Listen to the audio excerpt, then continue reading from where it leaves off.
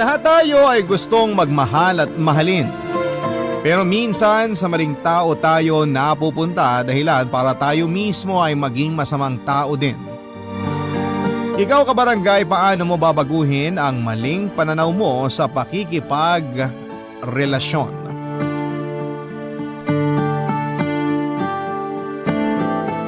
Dear Papa Dudut, magandang tanghali po sa inyo at sa kapwa ko kabarangay.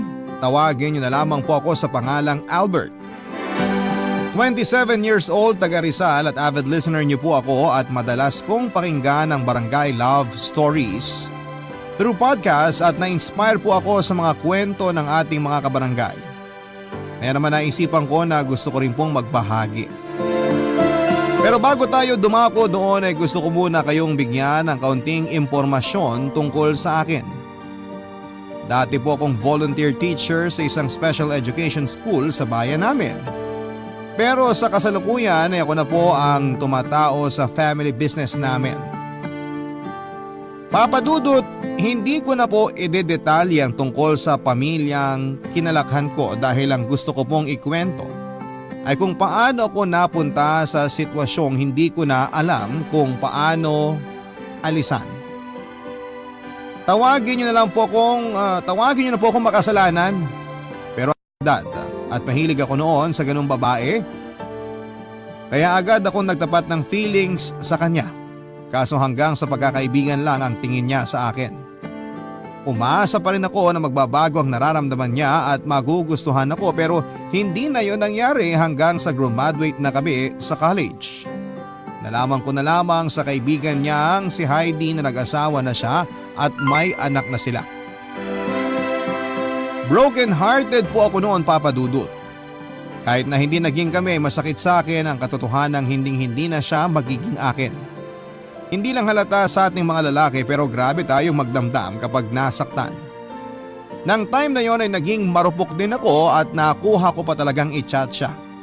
Ang sabi ko ay masaya ako para sa kanya pero durog na durog talaga ang puso ko. Umiyak ako noon habang unti-unting tinatanggap na hindi kami para sa isa't isa. Pero hindi lang naman po si Mia ang babaeng kinabaliwang ko noong araw.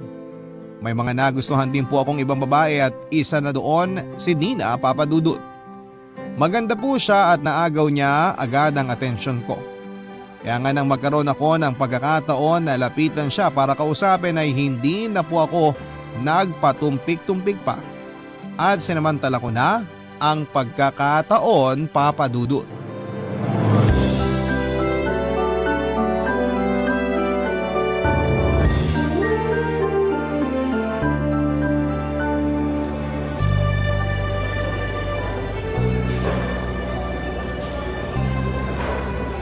Hi miss, pwede ba kitang tabihan? May kasama ka ba o… Wala. Sige, pwede kang umupo. Ako nga pala si Albert. Ikaw, anong pangalan mo? Dina. Bagay na bagay sa'yo. Kasing ganda mo. Wow ha. Ngayon lang tayo nagkita pero bumabanat ka na ng ganyan. Hindi yun banat.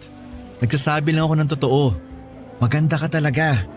At kahit sinong lalaki sa paligid mo mapapalingon talaga sa'yo. Sandali. May boyfriend ka na ba? Mamaya may lumapit dito tapos suntukin na lang ako bigla ah. Sira. Walang lalapit kasi wala akong boyfriend. Sa ganda mong yan, maniwala ako sa'yo. Kung ayaw mong maniwala, di wag mo. Ikaw ba? Baka may jowa ka na ha? Alam mo, sakto kasi wala akong girlfriend. Seryoso? Wala ka bang nililigawan o kahit crush man lang? Meron akong niligawan pero binasted lang ako eh. Saklap naman. Oo, hindi na yata ako magkaka-girlfriend. Ewan ko ba? Ginawa ko naman lahat. Huwag kang magsalita ng ganyan. Baka hindi lang talaga kayo para sa isa't isa. Alam mo, may nabasa ako. Sabi doon, kapag hindi kayo nagkatuluyan ng taong gusto mo, ibig sabihin may ibang nakalaan para sa'yo. Kaya dapat hindi ka manghinayang. Feeling ko, nakita ko na yung tao na gusto ko. At katabi ko na siya ngayon, Dina. Dahan-dahan lang. Bigla-bigla ka kasi nagsasabi ng kung ano-ano dyan eh. Wala akong sinasabing kung ano-ano. Totoo yun. Alam mo, ilang araw na rin akong tsumitsyempo kung paano ka makakausap ng tayong dalawa lang. Swerte ko ngayong araw na solo kita. Hanga rin ako sa'yo kasi ang tapang mo. Yung ibang lalaki dyan, malamang natorpe na. Sila yun. Ibahin mo ako. Kapag may nagugustuhan akong babae, hindi ko na pinatatagal. Sinasabi ko na kaagad. Kung ganon, gusto mo ko. Seryoso ka talaga dyan? Walang halong keme yan ha? Tung mukhang to, nagbibiro. Pero maniwala ka. Gusto talaga kita. Hindi kita pipiliting magustuhan ako pero sana bigyan mo ako ng chance na makilala natin ang isa't isa. Sabi mo single ka. Single rin ako. Walang magagalit. Ano kasi Albert, Hindi mo kailangan mag-decide ngayon. Bukas, magkita tayo rito. Tapos sabihin mo sa akin ang sagot mo.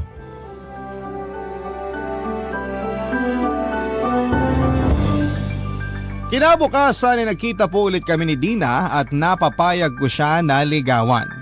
Hindi nga nagtagal Papa Dudut ay naging kami po at ako na siguro ang pinakamasayang lalaki sa balat ng lupa. Nasabi ko pa noon sa sarili ko na ang swerte ko. Hindi niyo po ako masisisi kasi meron na rin po akong niligawan pero binasid lamang ako. Yun po ang pinsan ng kaibigan ko na sa ngayon ay pamilyado na rin. Mahal na mahal ko po si Dina Papa Dudut at para sa akin ay siya ng babaeng pakakasalan ko balang araw. Bubuo kami ng sariling pamilya at magkakasama pa rin sa pagtanda. Kaya lang hanggang pangarap na lang yon dahil tulad ng ibang magkarelasyon ay dumanas din po kami sa pagsubok ni Dina. Kaibahan lang ay hindi namin yon nalagpasan ng magkasama. Ang sinasabi ko po ay nang mapansin ko na nawawala na siya ng oras sa akin. Hindi naman po ako demanding na boyfriend at hindi rin ako palaaway.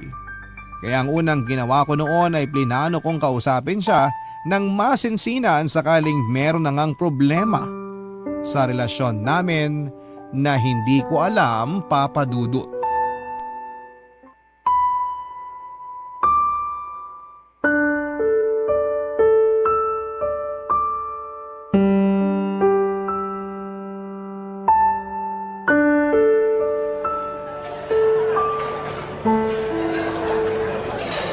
Dina, ba't kanino pa ako hindi kinakausap? Galit ka ba sa akin? anong hindi ako magagalit sa'yo? Ang kulit-kulit mo. Ngayon na nga lang tayo nagkita tapos inaaway mo pa ako. Pwede ba? Huwag kang magpaawa dyan ha, hindi bagay sa'yo. Ay, ano ba kasing problema natin? Bakit iritang-irita ka na niyaya kita makipag-date ngayon? Mukhang napilitan ka lang yata na sumama eh. Hindi ba obvious? Sinabi ko naman kasi sa'yo na busy ako. Tsaka may ibang lakad ako, Albert. Pag ikaw may pupuntahan, pinapakailaman ba kita? Ano ba kasi yung lakad na yun? Bakit mas gusto mo pang puntahan yun kesa sa date natin? Ngayon na lang tayo lumabas, Dina. Huwag ka nga OA.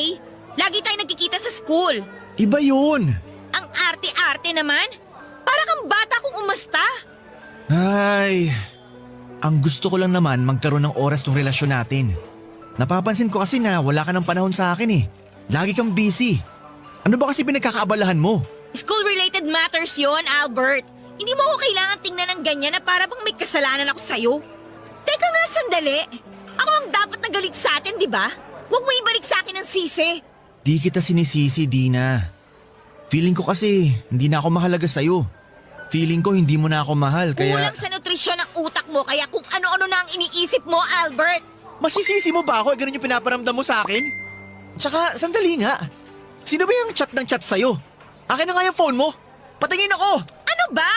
Huwag kang ng praning. Wala lang tono. Anong wala?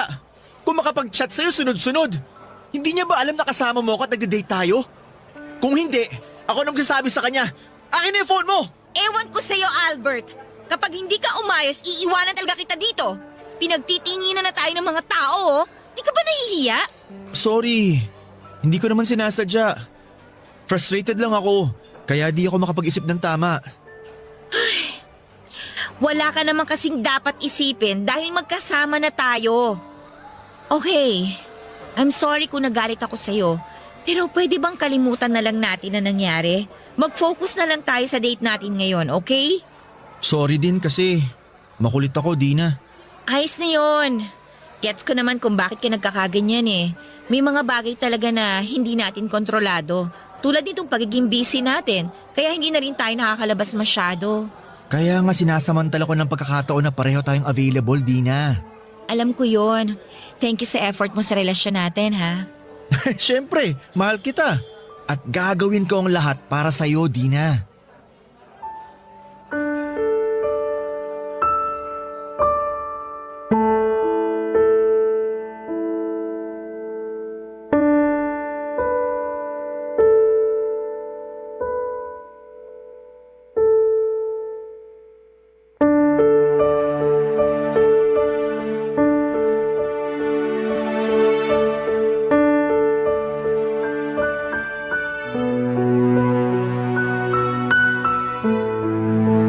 Papa Dudut, hindi po ako kumbinsido sa sinasabi ni Dina na hindi tungkol sa ibang bagay ang dahilan kung bakit lagi siyang busy pero wala akong nagawa noon dahil ayaw kong mauwi sa matinding pagtatalo ang usapan namin, Papa Dudut.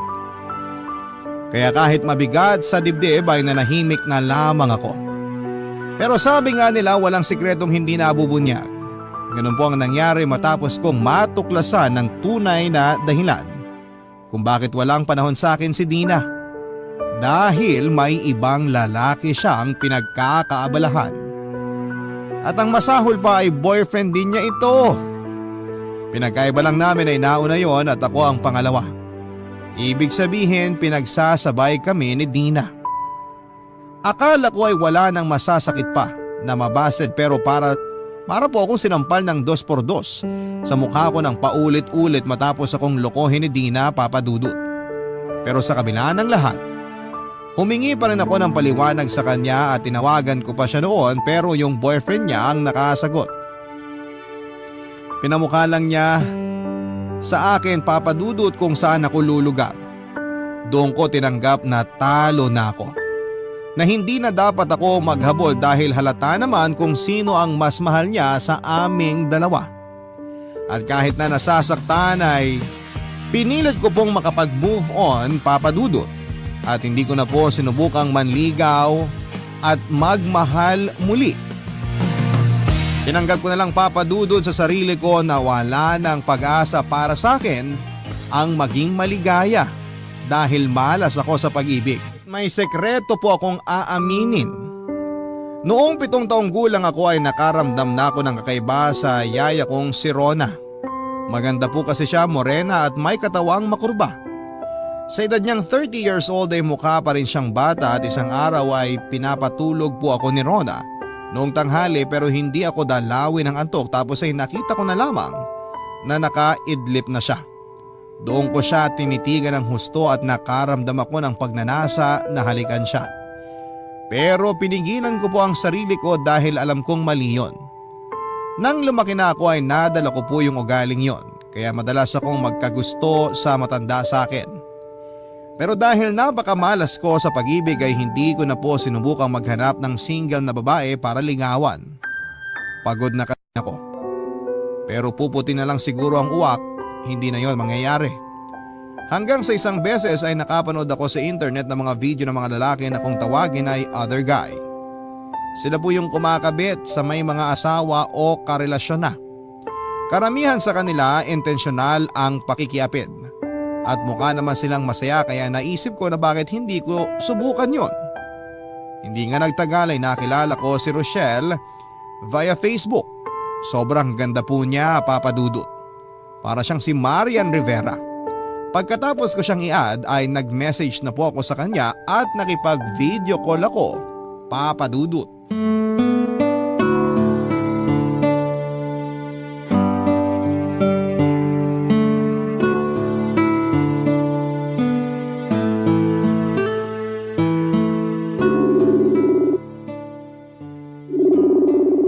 Online naman siya pero bakit kaya di niya sinasagot? Yun! Sinagot din! Hi Rochelle! Grabe! Parang araw-araw lalo kang gumaganda. Hi Albert! Nakita kong nililike mo yung mga pictures ko at ang dami mo ring chat sa akin. Oo. Sorry kasi gusto lang talaga kitang makausap. Busy ka ba? Nakaistorbo ba ako? Hindi naman. Wala akong masyadong ginagawa kaya nasagot ko ang tawag mo. Mabuti kung ganon. Sensya ka na ha. Gusto ko lang makipagkaibigan sa'yo. Huwag kang mag-alala. Hindi ako manggaghancho. Tingnan mo, nakikipag-video call nga ako sa'yo para malaman mo na hindi rin ako poser o scammer. Gandang-ganda talaga ako sa'yo eh. Kaya gusto kitang makilala. Kung ayos lang naman, syempre. Ano kasi, Albert? May asawa at anak na ako. Alam ko yun kasi nakikita ko rin ang mga picture nyo. Pero chinat mo pa rin ako at kinukulit? Oo. Nabighani mo kasi ako, Rochelle. Sana bigyan mo ako ng chance na makilala ka. Wala namang kaso kahit pamilyado ka na eh. Hindi naman nila malalaman. Kaso Albert… Nararamdaman ko gusto mo rin ako. Kasi kung hindi, sana binilak mo na ako. Wala naman akong dahilan para hindi ka magustuhan. Mukha ka namang mabait. Tapos magaling ka ring magpatawa. Kapag binabasa ko ang mga banat at jokes mo, napapangiti ako at natatawa. Nawawala yung stress at pagod ko. Pero ang lalo kong hinangaan sa'yo, yung pagiging matyaga mo. Kasi kahit madalas hindi ko agad nasisina mga chat mo at nasasagot ang tawag mo, hindi ka pa rin sumusuko. At kahit alam mong may asawa na ako, gusto mo pa rin ako. Ganito talaga ako kapag prosigidong mapansin ng isang tao. Pero wala ka bang girlfriend dyan para pagkaabalahan mo pa ako? Paano kung sabihin kong wala? Maniniwala ka ba? Talaga lang ah. Baka mamaya meron na tapos gusto mo lang mag-cheat sa kanya. Uy, loyalista ako no? Kung meron man, hindi ko yung gagawin. Kaso wala nga. Okay, sige.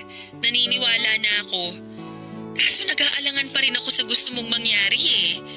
Kahit na magkalayo tayo, may asawa pa rin ako, Albert. Paano kung mahuli niya tayo? Hindi yun mangyayari dahil mag-iingat tayo, Rochelle. Sige na, pumayag ka nang makipag-LDR sa akin. Hindi naman ako demanding na boyfriend. Maiintindihan ko kung mas marami man ang oras na igugugol mo sa mag-ama mo. Ewan ko. Hindi pa rin ako sigurado. Saka anong assurance ko na mapagkakatiwalaan kita? Sa panahon ngayon, madami ng manluloko at gago. Kaya nga kikilalanin muna natin ang isa't isa. Pangako, magbabago rin ang tingin mo sa akin dahil hindi ako susuko na patunayan sa'yo kung gaano kita kagusto.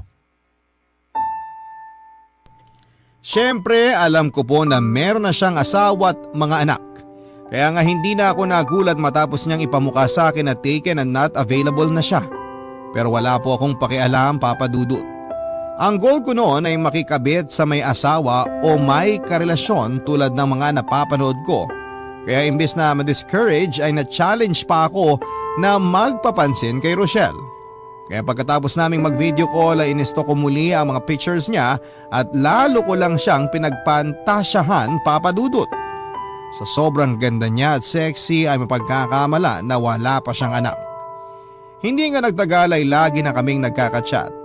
Doon ko na sinamantala ang pagkakataon na dumamoves sa kanya at sinabi ko rin na gabi-gabi ko siyang iniisip.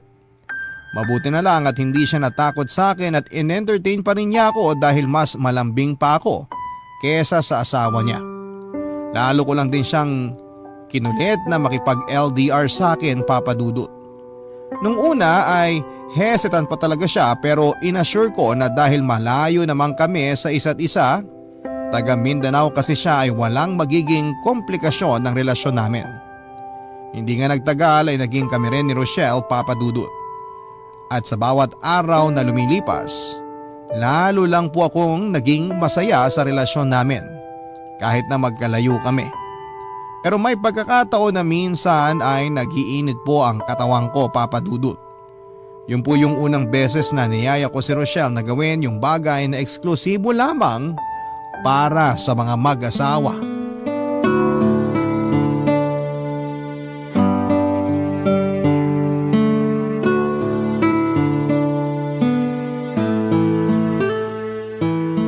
Albert, bakit kanina ka pa tawag ng tawag? Namimiss kasi kita, Shell. Pero kasama ko ang mister ko kanina. Paano na lang kung magduda siya dahil tingin ako ng tingin sa phone ko? Hindi ka ba nakikinig? Miss na nga kita. Maghapon na kayo magkasama ng asawa mo. Ako naman ang pansinin mo. Hindi mo kailangan magalit dahil narinig ko ang sinabi mo. Saka bakit parang ang demanding mo yata ngayon? Akala ko ba ayos lang sa'yo at naiintindihan mo ang sitwasyon natin? Ipapaalala ko lang sa'yo yung sinabi mo noon, Albert ha? Baka kasi nakakalimutan mo. Sabi mo, okay sa'yo tong setup natin. O bakit ka gumaganyan ngayon? Ay, pasensya ka na, Shell. Hindi ko lang napigilan ang sarili ko. Siguro, nagsiselos lang ako sa mister mo kasi nakakasama ka niya. Alam ko naman ang sitwasyon natin. Pero minsan naiisip ko, sana ako na lang nasa posisyon niya. Ano ba yung sinasabi mo? Bakit bigla ka nalang nagkaganyan? May nangyari ba dyan sa inyo? Wala naman. Malungkot lang ako ngayon tapos naalala kita. Kung nandyan lang ako, mamasahihin kita para nare-relax ka. Kung di mo na itatanong, magaling yatang trumabaho tong mga kamay ko. Talaga? Nako, sana talaga nandito ka, Shell. Pero, pwede mo naman akong pasayahin kahit na nandiyan ka. Ano? Naisip ko lang, since may relasyon naman tayo. Nasisiraan ka na ba, Albert? Ayoko! Bakit? Di ba napag-usapan naman natin yun?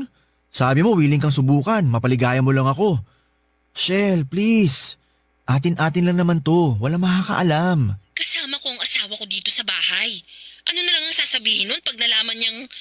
basta! Eh di pumunta ka sa CR. O di kaya, hinaan mo lang boses mo. Sige na, pumayag ka na. Promise, magugustuhan mo rin pagkatapos natin.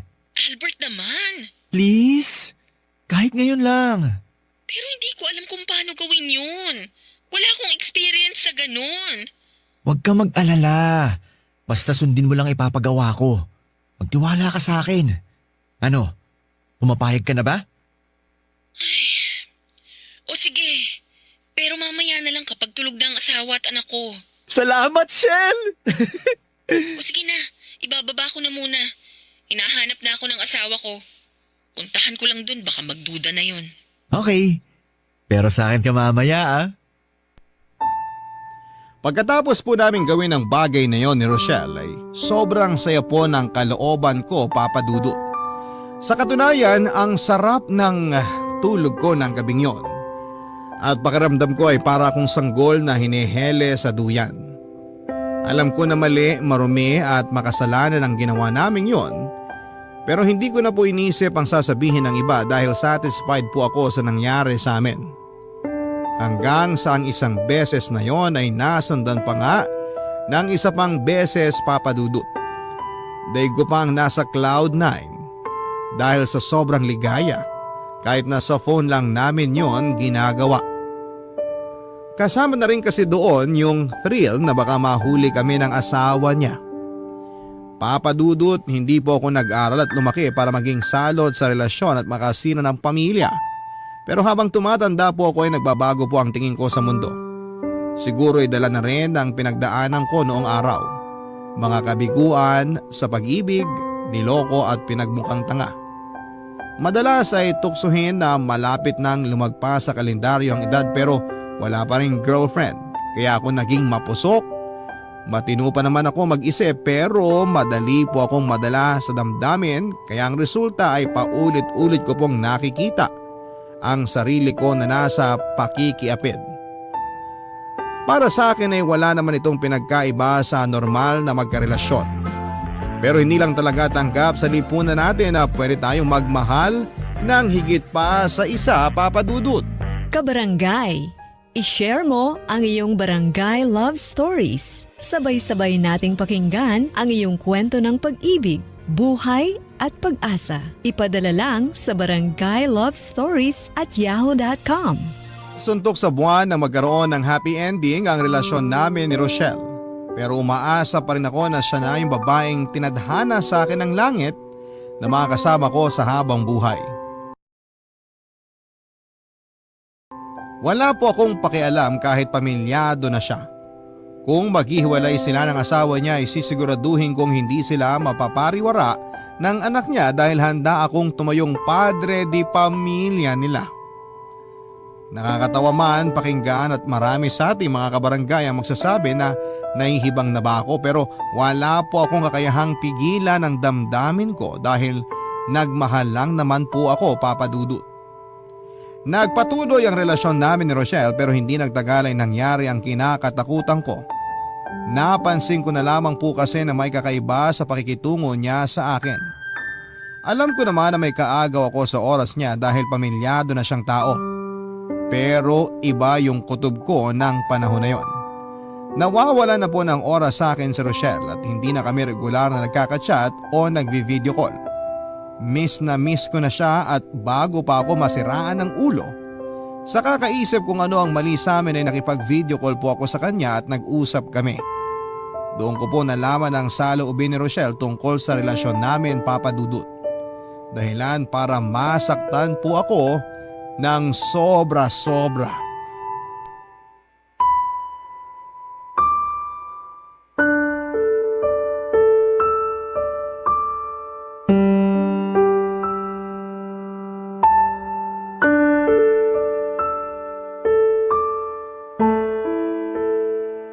Shell! Bakit ilang araw mo nang hindi sinasagot ang call ko? Sinisin mo lang din ang mga chat ko. Albert, magkasama kami ng asawa ko. Naliligo lang siya ngayon. Wala akong pakialam. Lagi na lang kayong magkasama. Paano naman ako, Rochelle? Teka, bakit bihis na bihis ka yata? Saan napunta mo? Aalis kami ng asawa at anak ko. Kakain kami sa labas. Magse-celebrate dahil anniversary din namin. Please lang Albert, huwag kang manggulo. At ako pa talaga ang panggulo sa pamilya mo? Wow! Shell, baka nakakalimutan mo. May responsibilidad ka sa akin dahil boyfriend mo ako. Ano bang sinasabi mo? Baka ikaw ang nakakalimot sa ating dalawa kung ano lang at hanggang saan lang ang meron tayo. Saka huwag kang umasta na parang pagmamayari mo ko, Albert. Simulat sa pool, alam mo dapat na hindi tayo magiging seryoso dahil may pamilya na ako. Konting panahon lang naman ang hiling ko sa'yo. Konting atensyon. Mahirap bang ibigay yun? Hindi ko naman nakakalimutan kung saan ang lugar ko sa buhay mo, Shell. Pero sana isipin mo rin na mararamdaman ko. Ewan ko sa'yo, Albert. Kalalaki mong tao pero ang drama-drama mo. Naaalibadbaran ako. Saka huwag kang magpaawa dyan na akala mo aping-api ka. Hindi mo kasi naiintindihan ang pinanggagalingan ko kaya mo nasasabi yan. Sawang-sawa na akong intindihin ka kasi masahol ka pa sa 5 years old. Hindi ka naman bata. Nasa tamang edad ka na. Hindi ka ba napapagod sa setup nating to, Albert? Kasi kung ako ang tatanungin mo, pagod na ako. Anong sinasabi mo? Ayoko na. Tigilan na natin to, please lang. Ang laki-laki na ng kasalanan ko sa mag-ama ko simula nang pumayag akong maging tayo. Natukso ko, oo. Pero gusto ko nang magbagong buhay. Gusto ko nang itamang pagkakamali ko, Albert. Nakikipaghiwalay ka sa akin, ganun ba? Oo. Huwag mo na akong kukontakin dahil ayokong malaman ng asawa ko na may iba akong kinakausap na lalaki. Ayokong maghinala siya at ayokong masira ang pamilya namin. Hindi naman sila naghihinala kaya bakit kailangan mong tapusin ang meron tayo? Mahal kita, Rochelle! I'm sorry pero buo na ang desisyon ko. Kung mahal mo talaga ako, igagalang mo ang gusto kong mangyari. Sorry talaga, Albert. Huwag mo naman gawin sa akin to. Nagmamakaawa ako. Magtitiis ako. Hindi na ako magagalit kapag hindi mo ako kagad kinakausap. Huwag mo na ako iwanan. Parang awa mo na. Sorry talaga pero tapusin na natin ang lahat. Sige na, kailangan ko na mag-ayos ng sarili dahil baka maghinala pa ang asawa ko. Bye! Shell? Shell! Please! Huwag mo naman gawin sa akin to. Minahal kita ng gusto. Umasa ako! May posibilidad naman talaga na maghiwalay kami at piliin niya ang pamilya niya kesa sa akin. Pero hindi ko naihanda ang sarili ko na magiging ganon lang kadali kay Rochelle na itapon ang lahat ng meron kami. At hindi ko rin kasi akalain na mahuhulog ako sa kanya ng husto. Bagay na pinagsisihan ko, Papa Dudut. Hindi po yun ang unang beses na nasaktan ako pero yung pakiramdam ay para bang bago sa akin. Kumbaga sa isdang bagong huli ay sariwa at nanunuot yung kirot ng patalim na nakatarak sa puso ko dahil sa pakikipagkalasakit ni Rochelle. Hindi ko siya sinisisi kung mas piliin niya ang pamilya niya. Sinulang ba ako sa buhay niya, hindi ba? Kaya nga kahit masakit, kahit mahirap lunukin ay nagparaya ako, Papa Dudut. Iginalang ko ang desisyon niya at pinilit ko ang sarili kong mag-move on at siguro ay napagod na lang akong maging desperado. Kaya naman pinakawalan ko na lang siya at inayaang maging masaya kahit na ako ay nagdudusa. Awang-awa po ako sa sarili ko, Papa Dudut, pero wala naman akong magawa para pigilan yung sakit. Naitatanong ko noon sa Diyos na parusa ko ba na habang buhay maging miserable sa pag-ibig dahil makasalanan akong tao. Kung oo, walang saysay din na magbago ako dahil paulit-ulit lang akong kakarmahin. Kaya nga imbis na tumigil ay pinagpatuloy ko po ang pag-move on kay Rochelle sa pamamagitan ng paghahanap ng bagong karelasyon na may iba ring karelasyon. Bukod sa akin, may isang tao pa po akong pinagkatiwalaan at nakaalam ng sikreto ko. Yon ay si Josie na kaibigan ko, Papa Dudut. Nagpapasalamat ako sa Diyos dahil kahit paano ay may tao siyang ibinigay sa akin para makausap ko at mapagkatiwalaan ang mga ginagawa ko. Ikinuwento ko sa kanyang nangyari sa amin ni Rochelle at kung gaano ako nasaktan ng husto. Alam din niya na imbis na matuto, pinagpatuloy ko pa ang pagiging third party sa iba. Pinayuhan pa ako ni Josie na tigilan ko na ang ginagawa ko dahil masasaktan at mapapahamak lamang ako sa bandang dulo, Papa Dudut.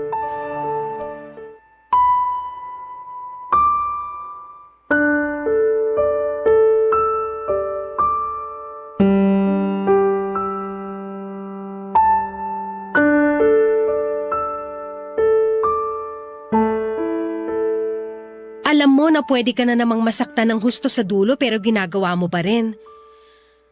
Ewan ko ba naman sa'yo, Albert? Kailan ka ba matututo? Hindi ko alam kung kailan, Josie. O kung matututo pa ba ako tulad ng sinasabi mo. Kung malalaman lang ng ibang tao tong pinaggagawa mo, sigurado madidisappoint sila sa'yo. Aware ka na masama makipagrelasyon sa taken na pero ginagawa mo pa rin. Hindi ka ba nakukonsensya dahil nakakasira ka ng pagsasama?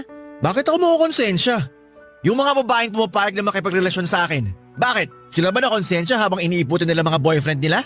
Hindi ganun ang punto ko. Oo, nakakainis yun at unfair sa mga karelasyon nila na tapat at mahal na mahal sila. Pero hindi lang sila ang may kasalanan. Kasama ka rin. Naikukwento mo sa akin kung paano mo sila i-pursue. Kaya napapapayag mo silang makipagrelasyon sa'yo. Sa'yo pa lang may mali na talaga kasi ba't kailangan mong gawin yun? Hindi ka ba pwedeng humanap ng single o walang sabi tapos yun ang ligawan mo? Ginawa ko na yun dati pero nasaktan lang ako. At sa pagiging third party mo, hindi ka ba nasasaktan? Sa nangyari pa lang sa inyo ni Rochelle, mukhang mas malala pa yung pagiging broken-hearted mo kaysa nung niloko ka at naghiwalay kayo ni Dina. Kailan ka ba matututo? Niloko ka o manloko ka, pareho ka pa rin masasaktan sa dulo. Ay, anong gusto mong gawin ko? Sige nga.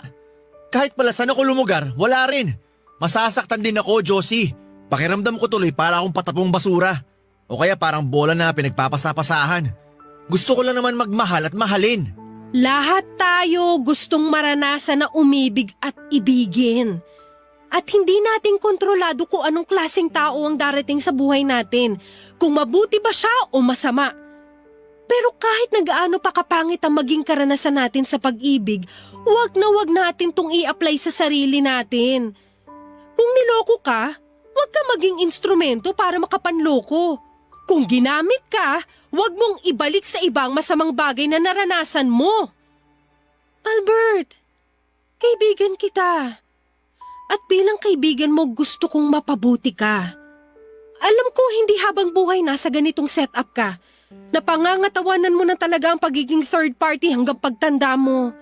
Nalulungkot ako dahil ayaw kitang mapahamak. Gusto ko maging masaya ka.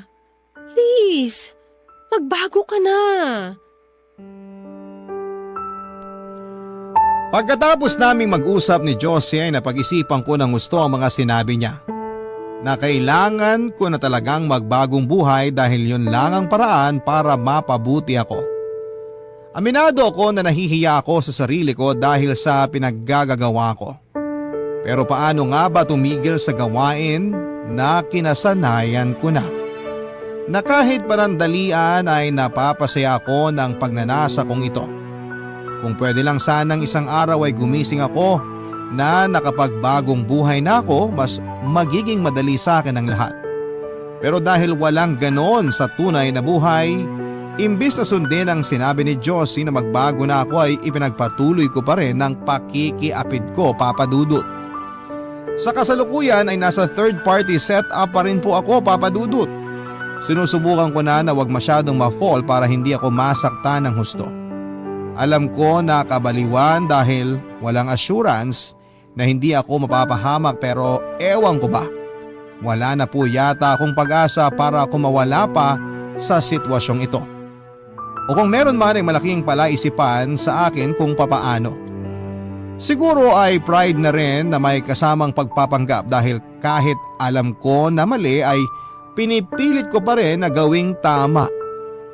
Sana po ay mapayuhan po ninyo ako sa aking pinagdaraanan para magbago ang pananaw ko sa pakikipagrelasyon. Maraming salamat po, Papa Dudut, sakaling mapili po ninyong itampok ang kwento ko sa Barangay Love Stories. Palagi po kayong sinusuportahan namin dahil magaganda at nakapagbibigay ng aral sa buhay ang inyong programa. Ang inyo pong kapuso at kabarangay forever, Albert. Barangay Love Stories.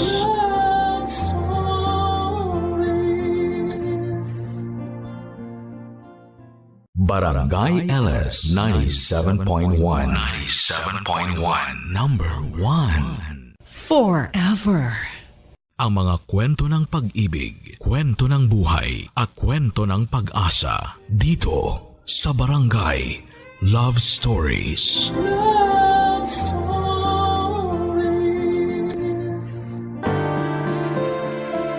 Ang pagmamahal ay hindi palaging may kapalit. Dahil mas mahalaga na minamahal mo ng buo at totoo ang isang tao. Kahit ikaw na lang ang lumalaban. Ikaw, kabarangay, kaya mo bang ipagpatuloy ang pagmamahal kahit na ikaw na lang ang naniniwala? Dear Papa Dudut, sa buhay natin ay palaging may isang taong nagbibigay ng kulay at direksyon sa atin. Yung taong ginagawa nating dahilan para maging matatag tayo at magpatuloy na maging malakas. At masasabi ko na walang ibang pwedeng makapagbigay kulay sa buhay ko kung hindi ang nag-iisang anak kong si Marlon. Papa Dudo, tawagin niyo na lamang po ako sa pangalang Selly. 51 years old at nagtatrabaho bilang mananahe sa isang pabrika. Maaga kong nabiyuda dahil namatay sa stroke ang asawa ko.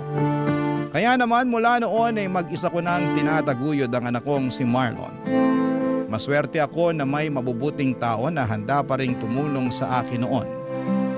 Pero hindi talaga naging madali ang pagiging single parent ko.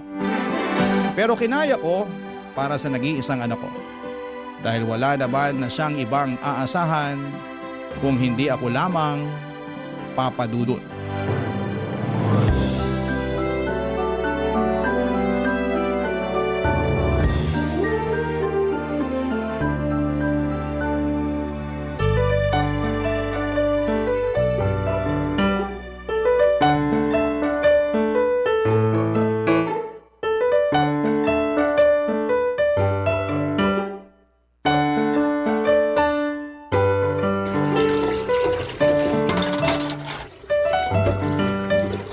Tulungan ko na po kayo sa pagliligpit nyo dyan sa lababo. Ay, kaya ko na to, Marlon.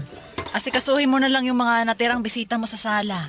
Nakaalis na rin po sila, tsaka nakapaglinis na rin po ako ng mga kalat doon kanina. Ah, ganun ba?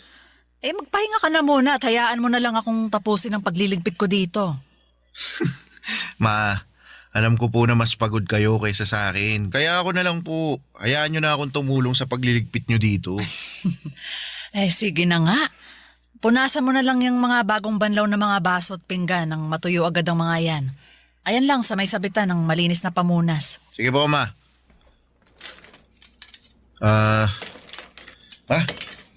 Thank you po pala sa paghahanda nyo para sa pagtatapos ko ng high school.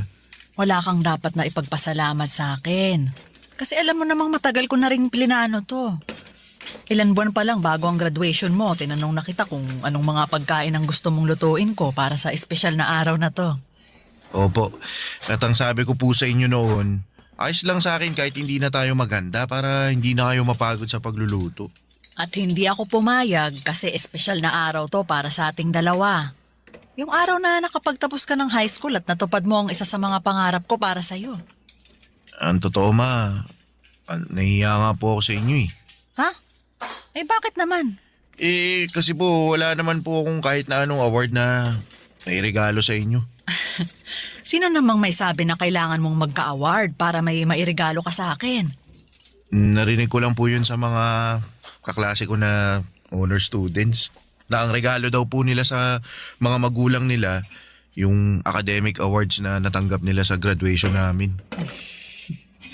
Akin na nga muna yung pamunas at gagamitin ko muna sa mga kamay ko. Sige po ma, ito. Alam mo, anak, malaki ang regalo na binigay mo sa akin sa araw na to. Ang regalo na nakapagtapos ka ng pag-aaral mo. Kahit po wala akong natanggap na kahit na anong award kanina. Oo naman. Ay, pahawak nga ako nitong mga kamay mo. Anak, hindi mo kailangan na magkaroon ng kahit na anong award o kahit matataas na grade para mapasaya ako. Mas importante sa akin na alam ko kung paano mo pinagsumikapan ng lahat para matapos mong pag-aaral mo. Salamat po ma. Kasi na-appreciate nyo rin po yung effort na ginawa ko para makatapos ng high school. Ay ako ang dapat na magpasalamat sa'yo, Marlon. Salamat kasi sinuklian mo ang lahat ng ginawa kong pagtatrabaho para sa pag-aaral mo. Salamat sa high school diploma na regalo mo sa akin. Basta ma, pagbubutihan ko pa po lalo ang pag-aaral. Lalo na sa kolehiyo. Pangako po ma, ako naman po ang babawi sa inyo. Papadudot noong nabubuhay ang asawa ko ay simple lang ang buhay namin. Nagtatrabaho siya sa munisipyo at ako naman ay nagdesisyon na maging housewife. Sa asawa ko talagang si Manuel nanggaling ang ideya na yon. Dahil may trabaho din ako noon sa isang hardware shop. Pero nang maging masela ng pagbubuntis ko ay pinahinto niya na muna ako sa pagtatrabaho. Pero ang gusto ko sana noon, bumalik kapag nakapanganak na ako. Pero sumang-ayon na rin ako sa suggestion ni Manuel na maging full-time na may bahay niya. Gusto niya rin na matutukan ko ang pag-aalaga hindi lang sa kanya, kung hindi pati na rin sa anak naming si Marlon. Naging mabuting asawa at tatay ang asawa ko, Papa Dudut. Hindi man kalakihan ang sweldo niya pero nagagawa naming pagkasyahin yon sa lahat ng gastusin dito sa bahay. Pareho kasi kaming hindi maluho ng asawa ko, Papa Dudut. Kaya naman ang gastos namin ay para lang sa mga importanteng bagay o kaya ay sa mga espesyal na okasyon. Simple lang ang buhay namin pero masasabi kong masaya at kontento talaga kaming pamilya. Kaya naman nang mawala si Manuel ay ginawa ko pa rin ang lahat para hindi maramdaman ni Marlon ang malaking pagkukulang sa buhay namin, Papa Dudut.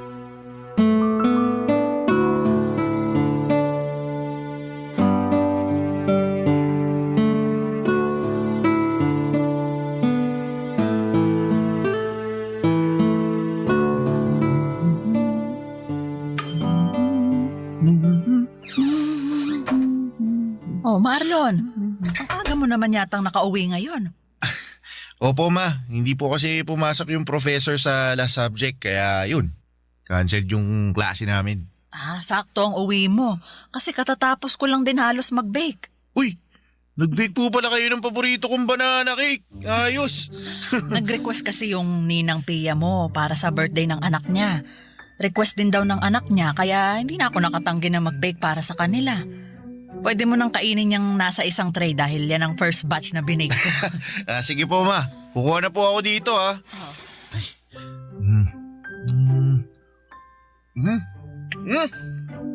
Grabe naman po mo, napakasarap talaga nitong banana cake na gawa nyo, ayos.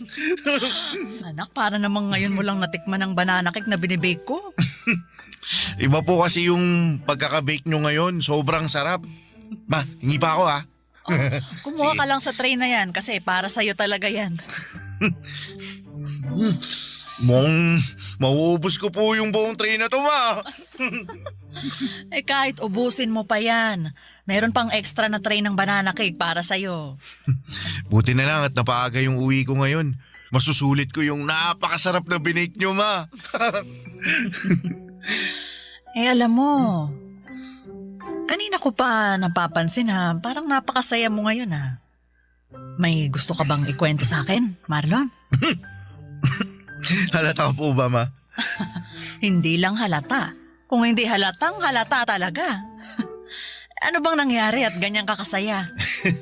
Wala naman po kakaibang nangyari kanina sa university. Pero may gusto po pala akong itanong sa inyo. Ano yon, Marlon? Paano po kayo niligawan ni Papa noon? Seryosong tanong ba talaga yan? Opo, kasi bigla po akong na-curious sa sa love story niyong dalawa. O sige, sasagutin ko na ang tanong mo. Ang papa mo kasi, hindi mahiyain tapos makulit, na parang ikaw. Mahilig siyang magbigay ng mga regalo pero hindi yung mga mamahaling bagay. Kung hindi yung mga simpleng bagay na alam niyang makakapagpasaya sa akin, kagaya ng mga bulaklak na pinipitas niya sa mismong bakuran ng bahay nila, o kaya prutas at gulay mula sa tanim nila, o yung mga pagkain na siya mismong nagluto. Ang effort naman po pala ni Papa sa mga regalo niya sa inyo. Oo, kasi ang sabi niya, gusto niya na lahat ng bagay na ibibigay niya sa akin, totoong pinaghirapan niya. Yun daw kasi ang paraan niya para patunayan na seryoso siya sa panliligaw na ginagawa niya sa akin. Ikaw ba, anak? May napupusuan ka na bang babae na gusto mong ligawan? Po? Ako po? Oo. Ay, ikaw lang naman ang anak ko at nag-iisang kausap ko ngayon dito sa kusina. Sino ba yung babaeng nagugustuhan mo?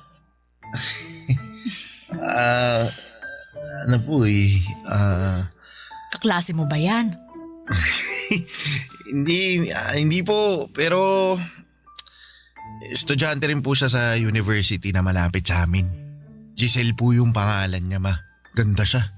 Mabait. May cute na dimple sa magkabilang pisngi niya. Tapos kapag ngumingiti po siya, mas lalo po siyang nagiging cute sa paningin ko. Tsaka mabait po talaga siya. Sigurado ako, magugustuhan niyo po siya, ma.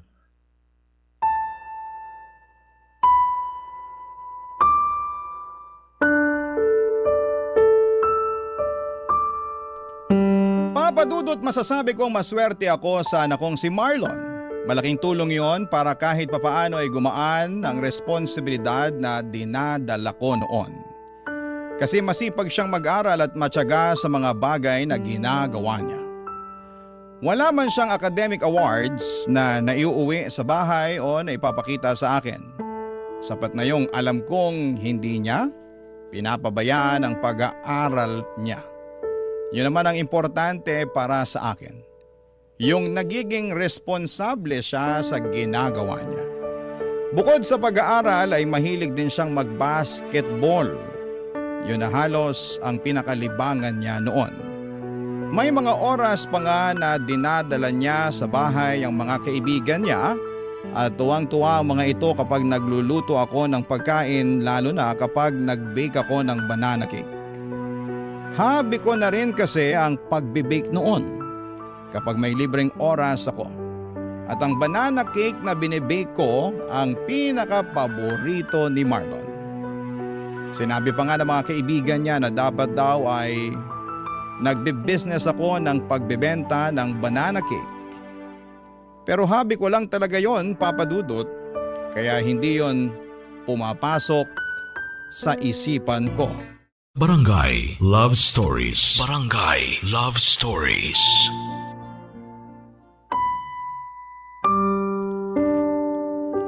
Papa Dudut, hindi madalas magkwento si Marlon ng tungkol sa mga babaeng nagugustuhan niya. Naririnig ko lang sa mga kwentuhan nila minsan na may mga kaibigan niya na nag-uusap kapag nakatambay sila sa bahay. Ang pag-aasaran nila ay tungkol dito. Kaya nang magkwento na sa akin si Marlon ay natuwa talaga ako. Kasi yun ang unang beses na ginawa niya yon. Nararamdaman ko kaagad na medyo malalim ang pagkagusto niya kay Giselle. Kasi iba ang mga ngiti sa labi niya habang nagkukwento tungkol dito.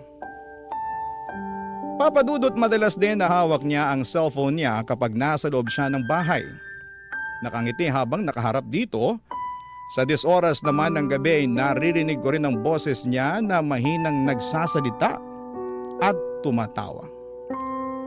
Sigurado akong si Giselle rin ang kausap niya noon.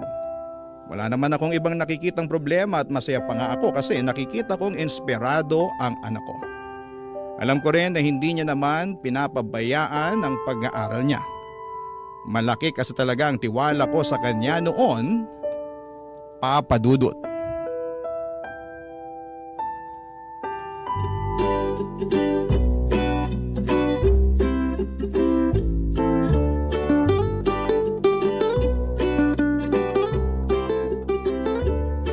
Anong masasabi mo sa sinigang na hipon na luto ni Mama?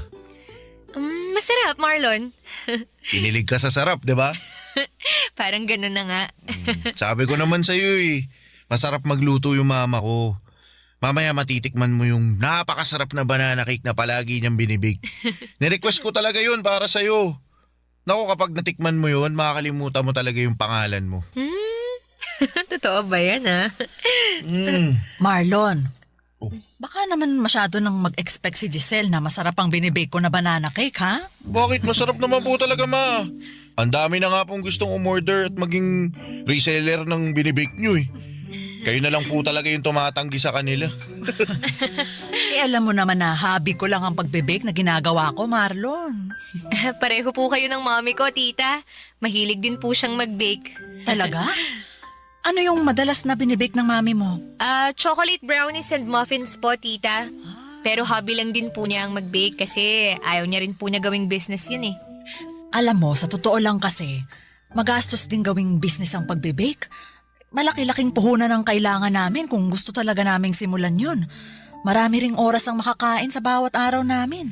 Nabanggit din po yan ni mommy, tita. Pareho naman daw silang may maayos na trabaho ni daddy kaya hindi niya pinupush na gawing business. Tsaka ayaw niya rin daw po na bawasan pa ang budget na para sa bahay o sa pag-aaral ko. Kaya nga sabi ko kay mommy sa oras na makatapos ako ng pag-aaral at magkaroon ng regular na trabaho, ako mismo ang magpapatayo ng bakery para sa kanya. Nakakatuwa ka naman, Giselle. Bakit yun naman po nasabihan, tita? Kasi bumubuo ka na kaagad ng mga pangarap para sa magulang mo. Sa panahon kasi ngayon hindi lahat ng kabataan ganyan mag-isip. Pero ayos lang naman sa akin kasi alam ko na iba na talaga ang kinasanayan ng mga tao ngayon. Magkakaiba nga po ang paniniwala ng mga tao pagdating sa bagay na yan. Basta para sa akin po, obligasyon pa rin naming mga anak na suklian lahat ng naging sakripisyo ng mga magulang namin.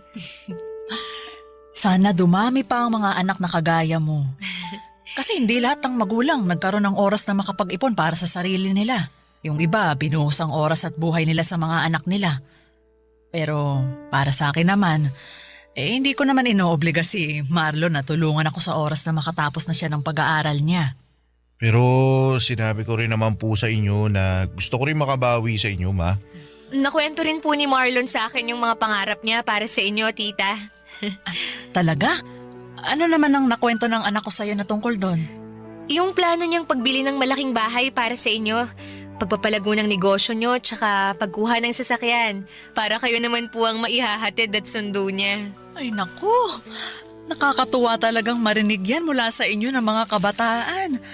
Siguro, para sa akin lang ayoko naman na itali ng mga anak ang buhay nila sa pagtulong sa mga magulang na kagaya ko. Kayo ang responsibilidad namin hanggang sa tumanda na kayo at magkaroon ng sariling mga buhay. At kahit anong mangyari, responsibilidad naming mga magulang ang sarili namin.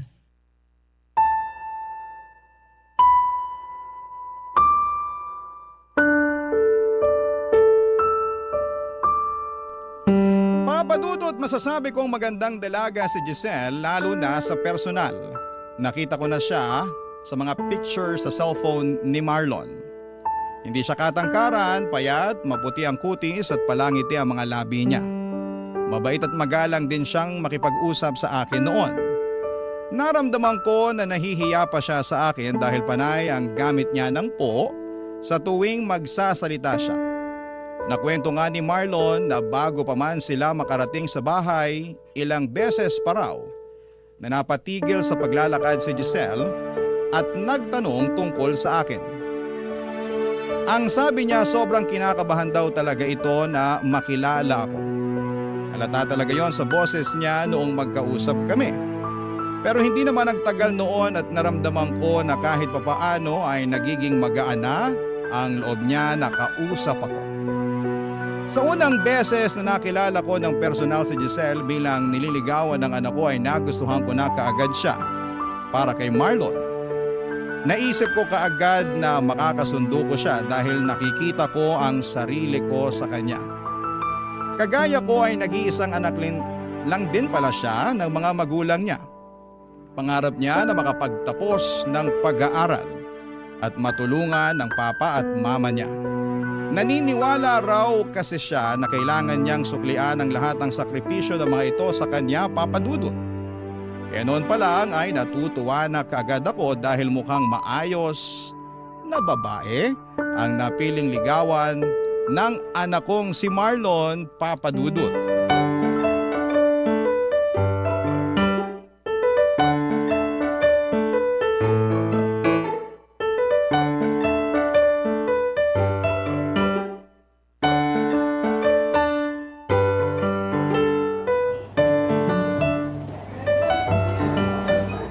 Hoy, Selly! Mabuti naman nandito ka pa sa kantin.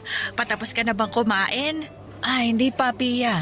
Halos kakasimula ko lang din mag-lunch. Ay, naku sakto. May kasabay pala akong kumain.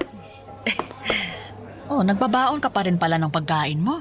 Oo, mas tipid eh. Ayan din ang nasa isip ko, kaya palagi rin akong may baon para sa lunch break natin. Maiba ako, no? Kumusta na nga pala yung inaanak ko? Ayun, sa awa ng Diyos, lumalaking mabuti at magalang na anak. Ay, hindi ka ba niya binibigyan ng sakit sa ulo? Naku, hindi. Kagaya ng sabi ko, mabait talaga si Marlon. Masipag mag-aral, saka may nililigawan na ngayon. Ay, talaga? Ay, mabuti ayos lang sa'yo na nanliligaw na yung anak mo. Oo naman. Wala naman akong nakikita na masama sa ginagawa niya, Pia. Binata naman si Marlon at dalagang nililigawan niya. Alam mo kasi, iba na rin ang mga kabataan ngayon. Baka lang makabuntis na maaga yung inaanak ko. Naku, may kilala ko ang anak ko at alam ko na responsable siya sa bawat bagay na ginagawa niya. Nakilala ko na nga rin yung nililigawan niya eh. Talaga? Oo. Paminsan-minsan dumadalaw din sa bahay. Nako mabait naman ba? Oo, mabait saka magalang. Gusto ko na nga ang batang yun para sa anak ko eh. Pero ang sabi ni Marlon, hindi niya minamadali si Giselle. Maghihintay siya na maging handa na si Giselle na sagutin siya.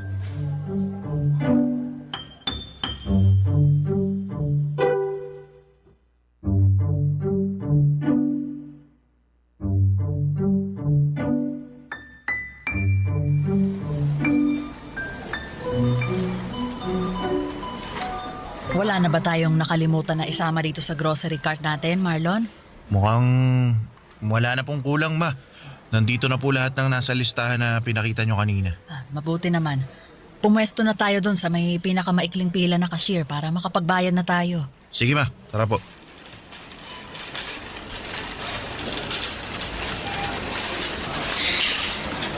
Ang daming tao ngayon dito sa grocery, no?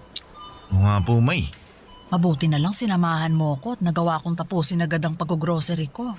Hindi rin naman po ako busy ngayon. Wala ba kayong lakad ni Giselle? Wala po, ma. Umuwi po kasi sila ng parents niya sa Pangasinan para sa birthday celebration ng lola niya. Pero, ma, ano pong tingin nyo kay Giselle? Mukha naman siyang mabait talaga, Marlon. Natutuwa nga ako at napakagalang niya makipag-usap sa akin.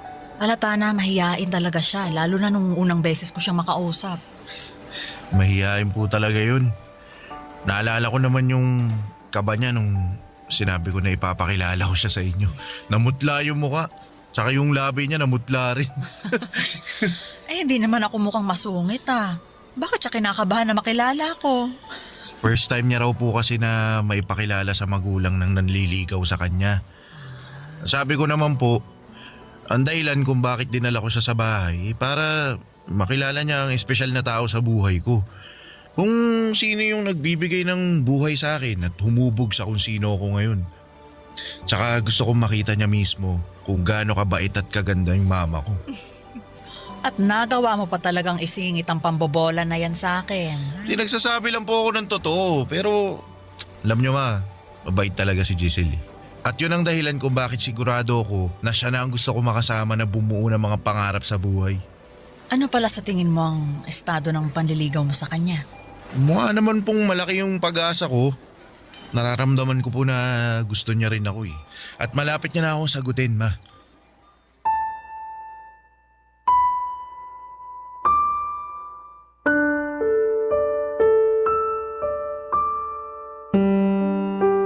Papa Dudut, kagaya ng sinabi ko kanina, yun ang unang pagkakataon na may naikwento sa akin si Marlon na tungkol sa babaeng nagugustuhan niya. Natuwa ako dahil mas nagiging open na siya sa akin tungkol sa personal na buhay niya. Kahit malapit kami sa isa't isa ay hindi naman kasi namin na pag-uusapan ng tungkol sa bagay na yon. Naisip ko pa nga na kung nabubuhay ang asawa kong si Manuel ay baka mas makapagkwento pa sa kanya si Marlon. Pero nang magsimula na nga siyang magkwento sa akin ay iba ang saya na nararamdaman ko. Para bang mas naging close pa kami, lalo na nang magkwento pa siya ng ibang mga bagay tungkol kay Giselle. Ang saya lang makinig sa mga kwento niya at makita siyang inspirado dahil po sa isang tao. Halos hindi nawawala ang ngiti sa mga labi niya, lalo na kapag hawak niya ang cellphone niya, lalo na kapag kausap niya doon si Giselle. Papa Dudut. Barangay Love Stories. Barangay Love Stories. Papa Dudut, masasabi ko na nagmana si Marlon sa asawa kong si Manuel pagdating sa kung papaano sila magmahal ng isang babae. Kagaya ni Manuel ay nakita ko noon na palaging gusto ni Marlon na kausap si Giselle, mapatext o tawag man. Ganon din kasi si Manuel sa akin noon, Papa Dudut, dahil hindi pa uso ang cellphone noong panahon namin. Madalas akong tinatawagan ni Manuel sa telepono ng bahay namin at madalas din siyang dumadalaw noon sa bahay namin, lalo na noong nililigawan niya pa lamang ako. Kaya naman ayos lang sa akin sa tuwing magpapaalam si Marlon na aalis ng bahay o malilate na ang uwi dahil pupuntahan niya si Giselle sa bahay nila. At sa tuwing magkukwento si Marlon ang tungkol sa panliligaw na ginagawa niya kay Giselle, nakikita ko ang kakaibang kislap at saya sa mga mata niya. Bagay na nagbibigay din ng saya sa akin kasi ramdam ko noon kung gaano niya kamahal si Giselle, Papa Dudut.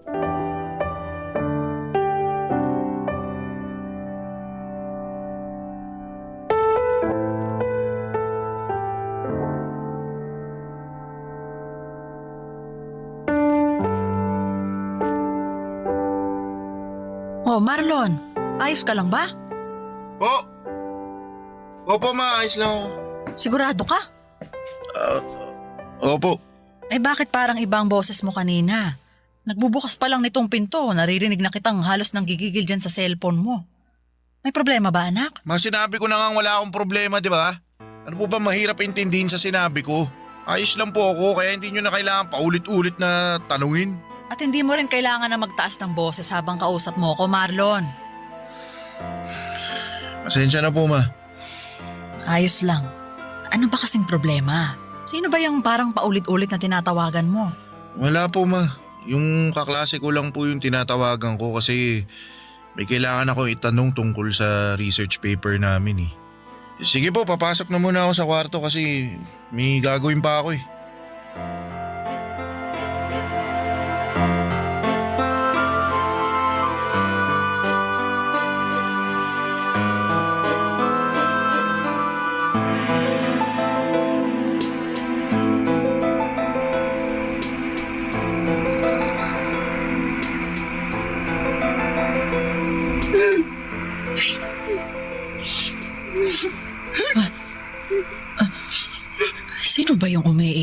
10 oras ng gabi.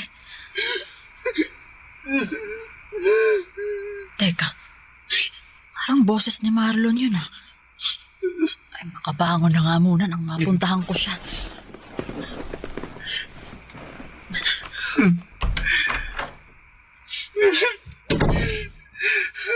Ginawa ko naman lahat. Saan ba ako nagkulang? Ba't hindi ako yung pinili mo? Marlon, anak! Ma, sorry po kung nagising kayo. Kailan ka ba natutong uminom ng alak? Pasensya na po. Kailangan ko lang po ng pampatulog. Anak, ano ba talagang problema? Wala po, ma. Ayos lang po ako. Huwag niyo po ako lalahanin. Hindi ka maayos. Magdadalawang linggo ka nang palaging tulala, tapos ngayon, nagpapakalunod ka naman sa alak. Sabihin mo na sa akin ng totoo. Tungkol ba to kay Giselle?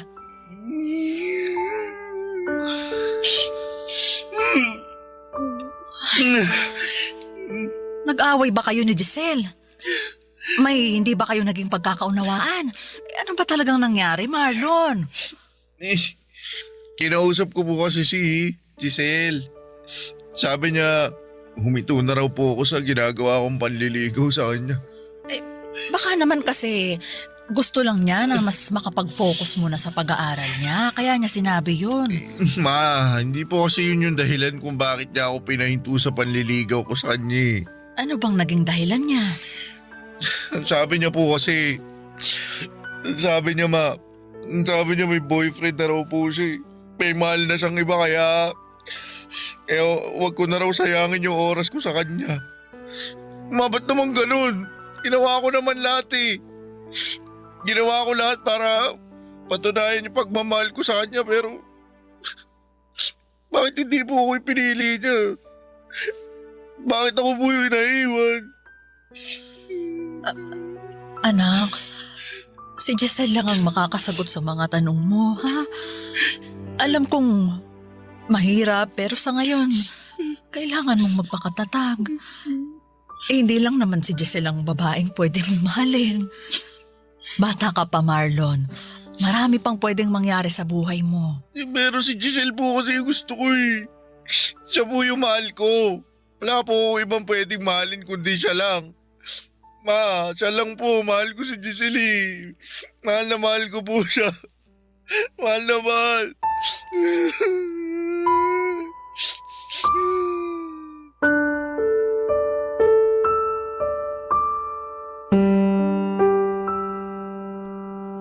Papadudot, alam kong napakabata pa ni Marlon para maramdaman ang totoong pagmamahal para sa isang babae. Marami pa siyang iba na pwedeng makilala at mahalin. Pero sa totoo lang, umasa na rin ako noon na sanay si Giselle na rin ang makatuluyan niya sa hinaharap. Dahil sa ilang beses na dumalaw ito sa bahay, nakita ko kung gaano siya kabait at kagalang. Kaya pati ako ay nalungkot nang malaman ko na hindi niya kayang suklian ang pagmamahal ng anak ko. Na may iba na siyang minamahal kaya pinatigil na niya si Marlon sa panliligaw sa kanya. Nang mga sumunod pang araw noon ay nakita ko ang tila pagbagsak ng mundo ni Marlon. Palagi siyang walang ganang kumain, tulala sa sala kapag uuwi galing sa trabaho, at ang pinakamasakit yung naririnig ko siyang umiiyak gabi-gabi sa kwarto niya. Nadudurog talaga ang puso ko sa nakikita kong pagbagsak niya. At ginawa ko po ang lahat para maiparamdam sa kanya na lilipas din ang lahat ng sakit na nararamdaman niya. Na hindi lang kay Giselle titigil ang mundo niya, na magagawa niyang makausad kahit paunti-unti. Kaya lang ay bago pa man niya magawa yun ay tila sumuko na mismo ang katawan niya. Dahil isang umaga ay hindi na lamang siya nagising. Papadudot.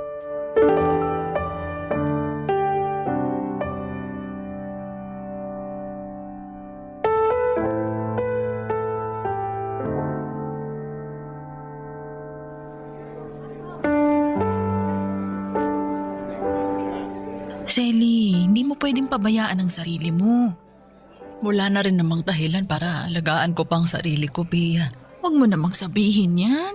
Wala na si Marlon eh. Wala na yung nag-iisang tao na nagbibigay ng dahilan para mabuhay pa ako sa mundong to. Selly, dapat ako na lang yung namatay eh. Dapat ako na lang yung hindi nagising. Dapat ako na lang ang nandyan sa kabaong na yan. Tama na yan. Huwag ka magsalita ng ganyan. Alam mo, Pia, akala ko talaga okay na si Marlon. Na kahit paano, nakakausad na siya. Magkasabay pa kaming naghapunan noon. At nakita ko na rin siyang umiti ulit. Yun pala. Yun na ang huling beses na makikita ko siyang nakangiti. Pia, napakabata pa ng anak ko. Napakabata pa niya para mamatay. May dahilan kung bakit maaga siyang kinuha ng Diyos. Isipin na lang natin na hindi niya na mararanasan pa yung ibang paghihirap sa mundong ito. Selly, lakasan mo lang loob mo, ha? Kailangan mas lalo kang magpakatatag ngayon. Tita Selly, Giselle, anong ginagawa mo dito? nakikiramay po ako. Ikaw? Nakikiramay? Ang lakas naman talaga ng loob mong pumunta talaga dito sa burol ng anak ko. Selly, uminahon ka. Paano ko hihinahon kung nasa harapan kong dahilan kung bakit namatay ang anak ko? Tita, wala po akong kasalanan. Wala! Sigurado ka? Kung hindi mo pinaasa ang anak ko, hindi siya masasaktan ng sobra. Hindi ko po pinaasa si Marlon. Kung hindi mo siya pinaasa, sana hindi ka na lang pumayag na ligawan ka niya. O sana, hindi mo na lang pinatagal ang panliligaw niya sa'yo. Giselle, alam ko namang hindi mo obligasyon na mahalin ang anak ko. Hindi mo obligasyon na suklian ang pagmamahal niya sa'yo, pero sana, hindi mo na lang siya pinaasa. Sana hindi mo na lang sinayang ang pagmamahal niya sa'yo. Kaya umalis ka na dito! Umalis ka na! Selly, huwag mong itulak si Umalis ka Giselle. na dito! Selly! Sandali lang po. Gusto ko lang pong makita si Marlon kahit saglit lang. Wala kang karapatang makita siya dahil ikaw ang dahilan kung bakit nandyan siya sa kabaong na yan! Umalis ka! Umalis ka Tita, na! sorry po. Hindi ko po gusto na mangyari sa kanya to. Hindi ko po gusto mawala si Marlon. Sorry po, Tita. At hindi na rin umubuhay ng mga sorry mo si Marlon! Selly, tama na. Huminahon ka na. Umalis ka na dito, Giselle! At ayoko nang makita yung pagbumukha mo kahit kailan! Naging mabait sa'yo si Marlon. Wala siyang ibang ginawa kung hindi ang mahalin ka. Pero sinaktan mo lang siya. At ikaw ang dahilan kung bakit siya namatay.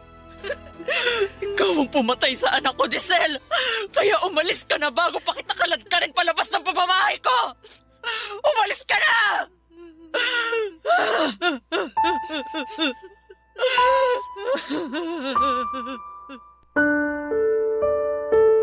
Bangungot ang kinamatay ng anak kong si Marlon Papadudot. Pero pakiramdam ko ako ang habang buhay na nabubuhay noon sa isang bangungot. At kung pwede lang ay magising na ako sa bangungot na yon. Kung pwede lang na sana ay hindi na lamang totoong wala na ang nag-iisang anak ko. Hindi totoong iniwanan niya na ako. Kaya lang kahit na anong kurot o sampal pa ang gawin ko sa sarili ko. Kahit na anong kirot pa ang maramdaman ko ay hindi na mababago pa ang katotohanang wala na si Marlon. Naalala ko pa ang huling gabi na nakausap ko siya. Nagawa niya akong sabayang kumain ng hapunan pero halos 3 subo lang ng ulam at kanin ang nagawa niya noon. Nagawa rin ngumiti ng mga labi niya kahit namumugto ang mga mata niya. Nagpasalamat din siya kasi palagi ko siyang kino-comfort. Hinahawakan niya ang kamay ko at muling ngumiti sa akin. Akala ko Papa Dudut ay okay na siya noon. Ang buong akala ko ay magiging maayos na siya. Umasa ako na kahit papaano ay babalik na siya sa dating sigla kahit paunti-unti. Na matututunan na niyang makausad kahit mabagal. Pero hindi pala. Hindi man siya ang sumuko, ang katawan niya naman ang nagdesisyon na hindi na lumaban pa. Papa Dudut, hindi niyo naman siguro ako masisisi kung nagalit ako kay Giselle, lalo na noong dumalaw siya sa burol ng anak ko. Nakita ko kung gaano siya minahal ni Marlon. Walang ibang ginawa noon ng anak ko kung hindi ang ipakita at iparamdam na seryoso ito sa panliligaw kay Giselle. Pero hindi yun nagawang suklian ni Giselle. Ang nasa isip ko sana noong una pa lamang ay hindi na pinatagal ni Giselle ang panliligaw sa kanya ni Marlon. Sana'y hindi niya pinaasa ang anak ko. Sana'y hindi niya pinalalim ang pagmamahal na nararamdaman noon Wala na rin ng namang anak ko, dahilan Papa para Dudut, sa kanya. Hindi man siyang pumatay sa anak ko, para sa akin ay siyang naging dahilan ng pagkamatay ni Marlon. 2 taon na ang nakakalipas mula nang mawala si Marlon, pero parang kahapon lang nangyari ang lahat. Parang kahapon lang niya ako iniwanan. At umaasa ako na sa paghilom ng sugat ng puso ko, Papa Dudut, dahil sa pagkawala niya, ay maghilom din ang galit na nararamdaman ko para kay Giselle. Dahil alam ko na hindi rin gugustuhin ng anak ko na patagalin ang nararamdaman kong galit para sa babaeng sobra niyang minahal. Salamat po sa pagbasa ng aking liham at sa mga kagaya ko na nawala ng minamahal sa buhay. Naway makausad tayo at matutong magpatawad sa mga nakapanakit sa atin. Ang inyong kapuso at kabarangay forever, Selly. Anong say mo sa Barangay Love Stories na ito? Pagkwentuhan natin sa comment section yan.